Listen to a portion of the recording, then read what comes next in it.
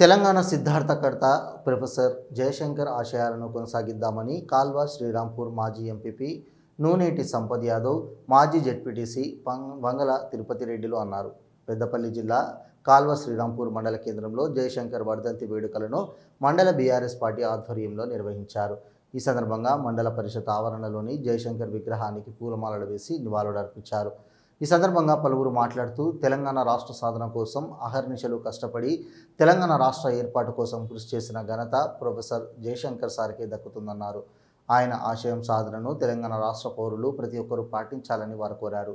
ఈ కార్యక్రమంలో మాజీ జెడ్పీటీసీ వంగల తిరుపతి రెడ్డి, మాజీ ఎంపీపీ నూనేటి సంపత్ యాదవ్, మాజీ సర్పంచులు, ఎంపీటీసీలు ఆడపు రాజు, బైరం రమేష్, కదురు సతీష్, పుప్పాల నాగార్జునరావు, జట్టి దేవన్న, గోనేశ్యామ్, మాదాసి చందు, మాజీ మండల రైతు సమితి అధ్యక్షుడు నిదానపురం దేవయ్య, మాజీ కోఆప్షన్ సభ్యుడు ఎండి ఇబ్రహీం, బీఆర్ఎస్ యూత్ మండల అధ్యక్షుడు నూనేటి కుమార్ యాదవ్ తదితరులు పాల్గొన్నారు.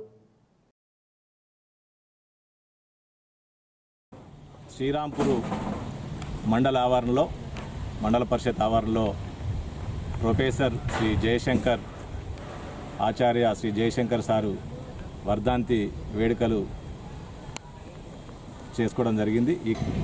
ఏదైతే 14 ఏళ్ల సుదీర్ఘ పోరాటంలో ప్రొఫెసర్ జయశంకర్ గారి ఆశయాలు, వారి యొక్క ఆలోచనల విధానాలు, వారికి ఉన్నటువంటి పరిపక్వత పరిజ్ఞానాన్ని కూడా పూర్తి స్థాయిలో మరి ఏదైతే ఇప్పుడు ఉన్నటువంటి మాజీ ముఖ్యమంత్రి కేసీఆర్ గారికి పూర్తి స్థాయిలో అందించి మరి తెలంగాణను మనం సాధించుకుంటేనే మన వనరులు మనకు వస్తాయి, మన నౌకర్లు మనకు వస్తాయి, మన నీళ్లు మనకు వస్తాయి అనే ఒక ఆలోచన కొద్దీ మరి ఆ రోజు ఆలోచన చేసి తెలంగాణ కోసం పోరాడడం జరిగింది. మరి తెలంగాణ కోసం పోరాడి ఎంతోమంది కాల్వ శ్రీరాంపూర్ మండలం నందు తెలంగాణ సాధకుడు, తెలంగాణ ముద్దుబిడ్డ తన సాధనతోటే ఎన్నో సంవత్సరాలు పోరాటం చేసి తెలంగాణ కోసం ప్రాణాలు అర్పించినటువంటి ప్రొఫెసర్ జయశంకర్ గారి వర్ధంతిని పురస్కరించుకొని ఈరోజు మండల పరిషత్ నందు వారికి పూలమాలతో నివాళులు అర్పించడం జరిగింది.